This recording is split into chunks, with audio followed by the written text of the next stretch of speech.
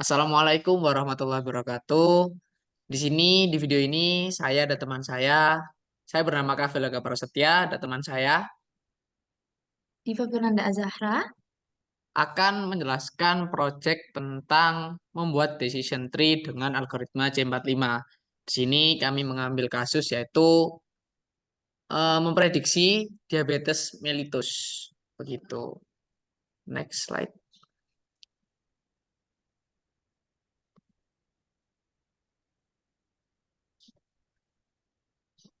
Jadi untuk pendahuluannya yaitu latar belakang. Perkembangan data mining yang pesat beriringan dengan teknologi informasi memungkinkan pengumpulan data dalam jumlah yang besar. Nah, tujuan penelitian ini tuh sebenarnya untuk menguji dataset menggunakan decision tree untuk memprediksi diagnosa positif atau negatifnya diabetes mellitus terhadap pasien. Terus masalah penelitiannya yaitu bagaimana decision tree dapat memprediksi diabetes mellitus pada pasien berdasarkan data rekam medis yang ada di Rumah Sakit M. Jamil Padang. Baik, untuk selanjutnya sendiri di sini ada dasar teori dari algoritma C45.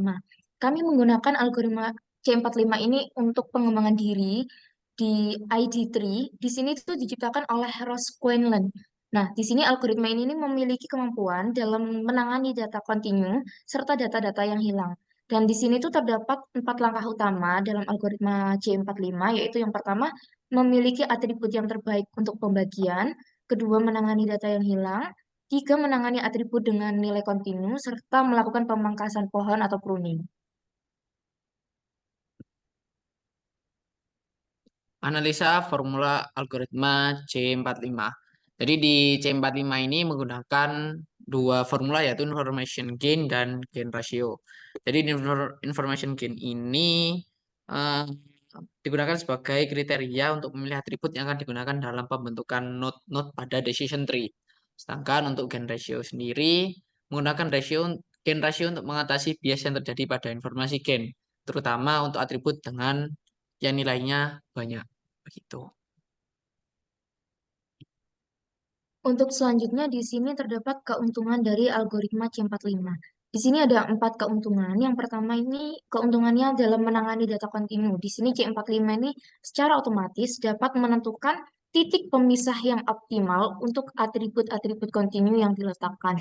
Serta di sini dapat menangani data yang hilang, pemangkasan pohon, dan kinerjanya C45 ini sangat baik, dapat memberikan hasil yang akurat serta dapat diandalkan pada berbagai jenis dataset, baik yang kecil sampai yang besar.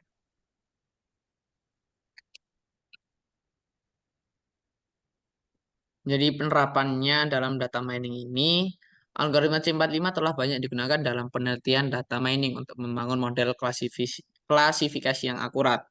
Salah satu contoh penerapannya adalah untuk memprediksi diagnosis diabetes pada pasien berdasarkan data rekam medis. Gitu. Proses pengolahan informasi tersebut mengikuti tahap Knowledge Discovery in Database atau kita bisa sebut KDD yang meliputi yang pertama seleksi data, terus ada pra pemrosesan data, transformasi data, data mining, dan yang terakhir ada di evaluasi pola yang ditemukan. Dan menggunakan algoritma C45 ini, penelitian ini dapat menghasilkan model pohon keputusan yang dapat memprediksi bahwa pasien itu mengidap diabetes mellitus atau tidak.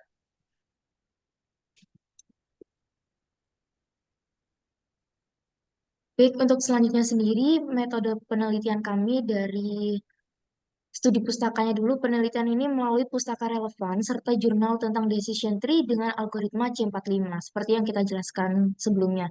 Terus menggunakan proses KDD, yaitu data selection, pre-processing, transformation, data mining, serta evaluasi. Lalu di sini kita mendapatkan sumber data dari rekam medis Rumah Sakit Muhammad Jamil Padang.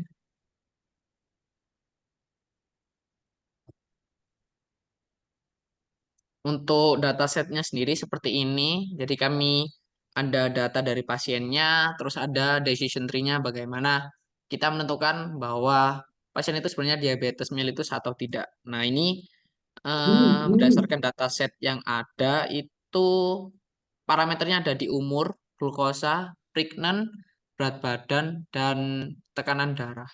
Begitu.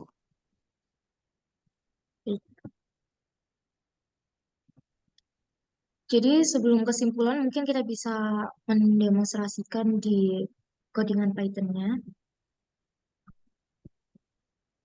Nah, di sini kami menggunakan bahasa Python. Di sini kami juga udah deklarasi apa saja parameternya gitu. Mungkin bisa Baik, dimulai. jadi di sini untuk prosesnya sendiri di sini fungsi ini tuh digunakan untuk mendeteksi diagnosa dari diabetes mellitus sendiri. Dan ini tuh melalui sumber dari diagram pohon yang sebelumnya, mungkin bisa langsung saja dicoba. Untuk pertama kita memasukkan data pasien mulai dari umur, glukosanya, lalu tempat kelahiran, DBP,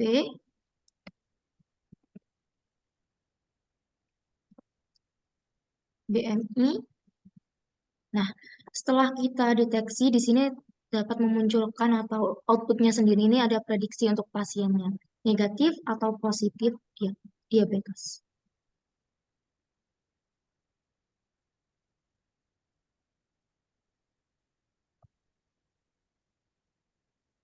Nah, jadi untuk kesimpulannya sendiri, algoritma C45 merupakan algoritma yang kuat dan fleksibel untuk membangun decision tree dalam aplikasi klasifikasi data seperti yang kita coba tadi di codingan, yaitu terhadap diabetes mellitus menggunakan decision tree yang telah kita buat juga. Nah, beberapa keunggulannya adalah kemampuan menangani data kontinu dan data yang hilang, serta melakukan pemangkasan pohon untuk meningkatkan generalisasi. Nah, algoritma C45 ini udah terkenal, jadi dia banyak diterapkan dalam berbagai penelitian data mining. Salah satunya untuk memprediksi diagnosis diabetes pada pasien. Begitu. Mungkin ada tambahan dari Diva. Jadi untuk codingan Python-nya sendiri kita bersumber dari